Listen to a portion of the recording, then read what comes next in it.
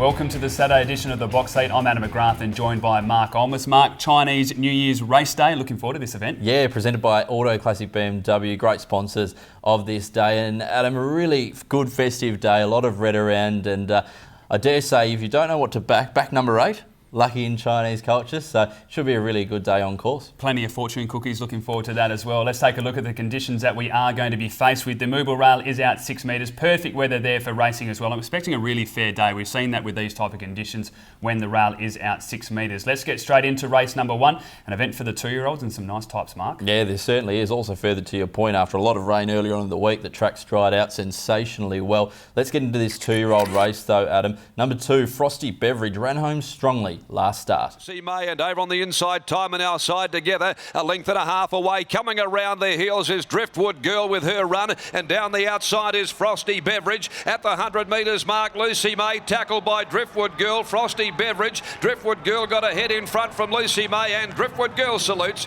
Really good performance there by Frosty Beverage. Was green, raw, but showed plenty of improvement later down the straight. $31,000 purchase this galloper. Barrier 1 could be a small concern, but I think it's actually going to suit this runner. I think there's a bit of speed in here, can get out late, attack the line, and I think it's the one to beat. Yeah, certainly does look the one to beat for me as well, Adam. One with a bit of race experience as well, My Demi, a colt by Maya de Canter, wears those famous Al McAllister colours. It looks to be in with a chance as well. When you take a look at the runs prior, it's the one to beat. It was only beaten 1.3 lengths by Heart of Heart, then beaten 2.3 by Keeper Keen, which of course won 2 in a row now. Barrier 5 should get a really nice run here. Goes in without a trial, hasn't raced since the 12th of November, but we know that David Harrison has his horses rock hard fit, is again going to be right up there in the mix. And we have to talk about one of the first starters as well, You Am I. Go and have a look at this galloper's replays. He wanted to do plenty wrong in both of those trials. He hung his head out very badly, but he just kept finding the line, and Jared Noski was quite easy on him. The lugging bit goes on for this race, and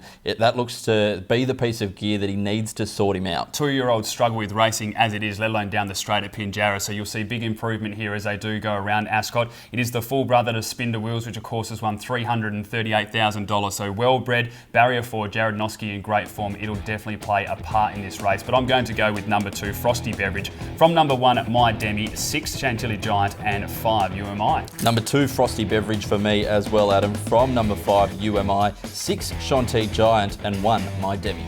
Race number 2 at Ascot is a maiden event over the 1,200 metres mark. A few of these have gone head-to-head in recent times, but there's one I think we both really liked what we saw in a recent trial. There is, Adam, but you can never be too sure with these maiden races. We've seen some very rough results in recent times. Let's go back and have a look at the replay of And So Am I, running second at $41. The top of the straight, Mescalero dropping right out. Faulty's the leader. At the 250, Blue Houdini persevering with an inside run. Dolly M and Miss Singapore and So Am I are battling nearing the 100. Faulty in front, Blue Houdini, but Dolly M's got them with Miss Singapore. On the outside, Dolly M hits the front. It's Dolly M.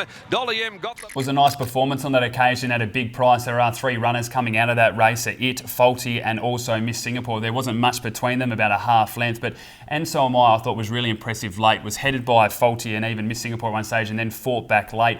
Gets a really nice run from Barrier 3 here with Peter Hall on board. Faulty, as I said, came out of that same race as well, didn't do much wrong. The one I think can improve out of those 3 though is Miss Singapore. Just didn't have the same ideal run. I think we'll take plenty of improvement from that performance. Also got to respect the colours of Mount Hallowell stud as well. Number 4 though is the one we spoke about at the top, Adam. Who's the Guru? Winkers on for race day. Joseph Azzopardi rides for Jeff Durant and Jason Miller. Looks to be the one with the most upside out of the rest of this. We're going back a year and a half, but take a look at the runs behind Loopy's Lady and See Me Sizzle back in 2015. They were impressive. Then won a trial, came out as a $1.80 favourite at Bunbury and just had plenty of issues, lost by 6 lengths on that occasion. You see the recent trial was very impressive, just eased past them. The tongue tie goes on here, so they've clearly identified the issues that they believe. I think, as you said, this is the horse that has the most upside in a pretty average bunch, so I'm going to be tipping it. Number 4, Who's the Guru? From number 9, I think You Want Answers can run a race fresh. Number 7, Miss Singapore, and 3, Bring More Speed. I've got the 4 on top as well, Adam. Who's the Guru? From number 13, Mathalia, 10, Maggie's Command, and 1, And So Am I. Race number 3 at Ascot. It's over the 1,600 metres, an event for the 3-year-olds. Mark, there isn't a lot between this field, but there's one that's a mile in front of them from what we've seen, and that's the Cerise and White. It certainly is. Bob Peters, owned and bred. Let's have a look at Royal Star winning in dominant fashion. 2 lengths over Platypus, Avon Trader. Royal Royal Star beginning to wind up down the outside. In behind them, Superfine. At the 150, and Royal Star and Platypus have loomed alongside of Boyzone. Royal Star's got their measure though, and the favourite pulls away. The Reduced Choice filly extends and comes away to win it more than 2 lengths. Platypus. You're certainly not going to get rich if you do back her. Jumped at $1.12 on that occasion, but the one thing you are going to do is see her win comfortably. She's won by 3 lengths and 2.3 lengths. I think stretching out to the 1,600 metres is going to be ideal. Now, this is a really good field. There's some nice types in here as well, but she just appears to have lengths on them. The only concern could be barrier 1, but I still don't see it being an issue. Yeah, it is Chinese New Year race day, Adam, and number 8 is, of course, a very lucky number, and wearing red as well, which is one of the Chinese colours as well. But Fontainebleau could not have been more impressive winning last start. Look, gone with 200 to go and sprouted wings and somehow won. I guess William Pike on that occasion. Daniel Stake rides here. He rode a double last week, so can make claims for this filly by Alfred Nobel. It was a really good performance, wasn't it, over the 1,300 metres at Pinjarra. At the top of the straight, this horse was no chance. Was hemmed in on the fence, as you mentioned. William Pike went to go and then decided, no, I'll wait and be patient, see if it opens up.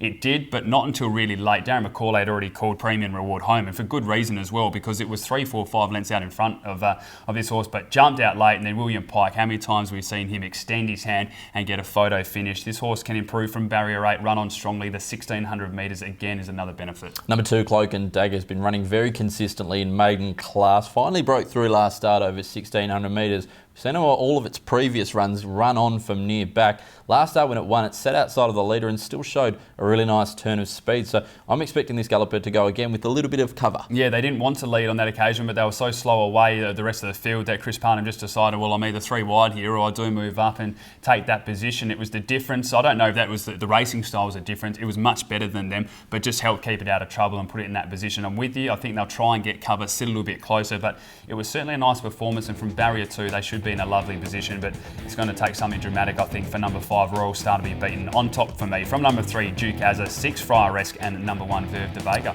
Number 5, Royal Star on top for me as well, Adam.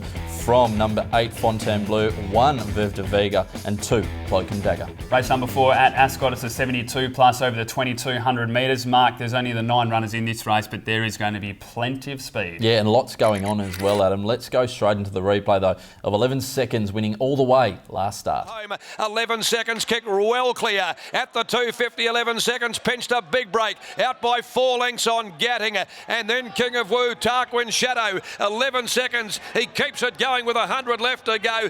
Gatting won't pick it up. And 11 seconds, a dashing winner, dashing ride. 11 seconds, nearly 3 Gatting. Really good performance here by 11 seconds. Was pushed out of the gates with intent by Brad Parnham, and he just continued to ride the horse aggressively the entire way. And I think a lot of us probably thought 300-400 metres out, this horse is just going to drop back entirely, like King of Woo did, which sat outside, but it continued to go. Then it kicked to the top of the straight and pulled away, beat Gatting by 3 lengths, which we know is a really nice type.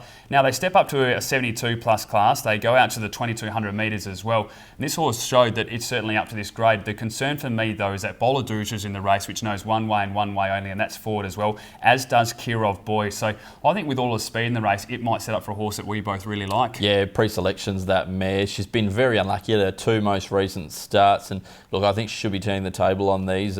As you mentioned, the speed, Adam, she just looks to get lovely running the race. The only concern I can see is that if the 3 speed horses go along out in front and she's left chasing from a long way out, could leave her a bit vulnerable, but she does look to map quite well, hopefully. It works out for us, but one of the better bets on the card. She might be leading the peloton there, as you mentioned, as these 3 do just take off, but I'm going with her on top. Number 4, pre-selection. From number 9, Top of the Wazza, 2, Outlaw Pete, and 5, Tarquin Shadow. Yeah, 4 pre-selection on top for me as well, Adam. From number 2, Outlaw Pete, 9, Top of the Wazza, and 7, 11 seconds.